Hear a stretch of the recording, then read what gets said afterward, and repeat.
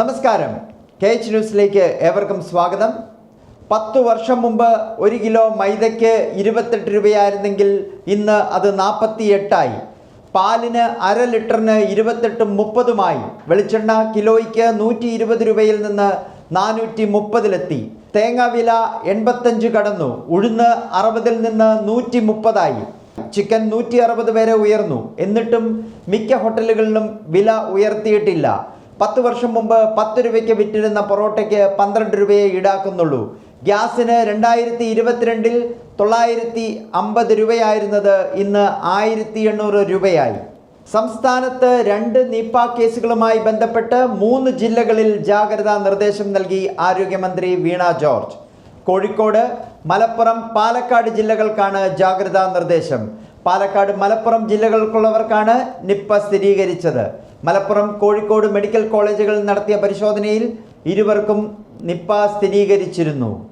തിരുവനന്തപുരം അന്താരാഷ്ട്ര വിമാനത്താവളത്തിൽ കുടുങ്ങിയ ബ്രിട്ടീഷ് നേവിയുടെ F-35 യുദ്ധവിമാനത്തിൻ്റെ തകരാർ പരിഹരിക്കാനുള്ള നീക്കം ഉപേക്ഷിച്ചതായി റിപ്പോർട്ട്.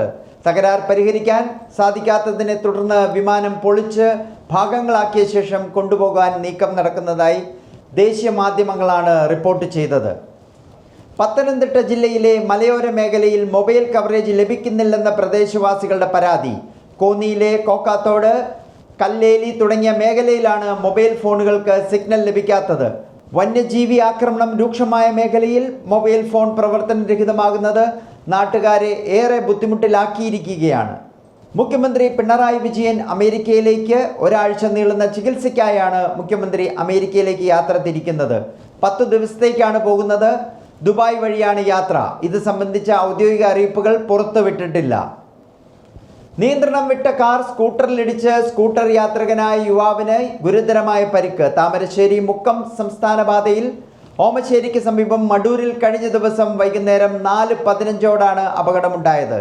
ഓമശ്ശേരി എടക്കാട് മുഹമ്മദ് ഷിബിലിനാണ് ഗുരുതരമായി പരിക്കേറ്റത്. കോഫി ഷോപ്പിൽ ജീവനക്കാരന് ക്രൂരമർദ്ദനം. ശേഷാദ്രിപുരത്തെ നമ്മ ഫിൽട്ടർ കോഫിക്കടയിൽ ബുധനാഴ്ച വൈകുന്നേരമായിരുന്നു സംഭവം.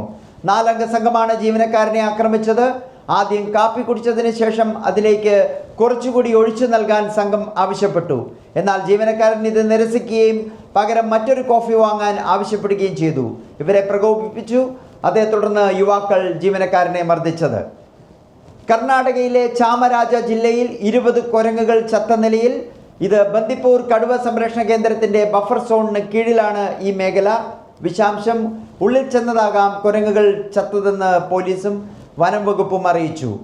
കണ്ടേകല കൊടസോഗ റോഡിൽ 2 ചാക്കുകളായി സൂക്ഷിച്ച നിലയിലാണ് കുരങ്ങുകളുടെ ജഡം കണ്ടെത്തിയത്. മറ്റെവിടെയെങ്കിലും വിഷം നൽകി കൊന്നതിന് ശേഷം ഇവിടെ ഉപേക്ഷിച്ചതാകാം എന്നാണ് നിഗമനം. ഇതോടെ വാർത്തകൾ കഴിഞ്ഞു. നമസ്കാരം.